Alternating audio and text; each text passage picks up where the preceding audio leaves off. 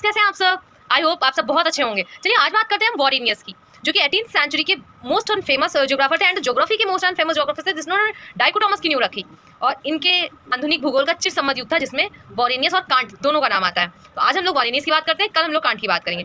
वॉरेनियस इनकी जो सबसे पहली बुक थी या फर्स्ट बुक थी जो कि थोड़ी बहुत फेमस हुई है, उसका नाम था डिस्क्रिप्शन रेगना लिपोनियस एट सियाम। क्योंकि ये जर्मन थे तो इनकी बुक्स भी जर्मनीज में है। ये लिखी गई थी 1649 में, जबकि इनकी बुक जो most of the famous book थी वो थी जोग्राफिया जर्नलिया। ये लिखी गई थी 1650 में।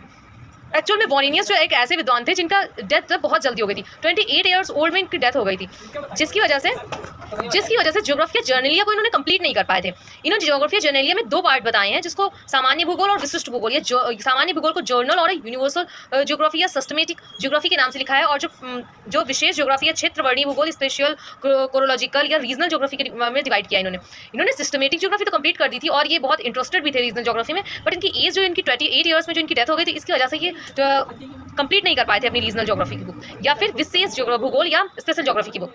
इनके जो विचार थे वो सबसे पहले जो विचार थे इनके वो जियो सेंट्रिक थे, जबकि बाद में इनके जो विचार थे वो होलियोसेंट्रिक हो गए थे।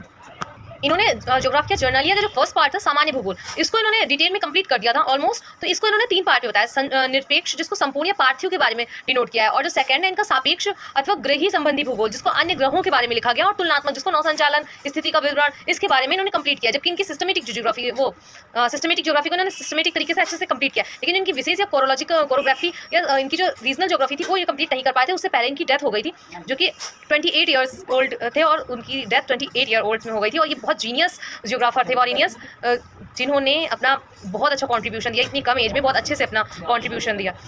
इन्होंने ये एक बात प्रूफ कर दी थी कि जो इन्होंने ये बताया कि जो 0 डिग्री लैटिट्यूड है वो हॉट नहीं है, वहाँ पे विषुवत रेखा पे इक्वेटर पे बहुत गर्मी नहीं पड़ती है। इन्होंने बताया आयन रेखाओं पे, ion Rekha like that 23 degree latitude पे सबसे ज़्यादा गर्मी पड़ती है। जैसे कि हम लोग रह रहे हैं आयन वर्तीय रेखाओं पर या आयन अक्षांश पर या कर्क रेखा और मकर रेखा पर सबसे ज़्यादा गर्मी पड़ती है।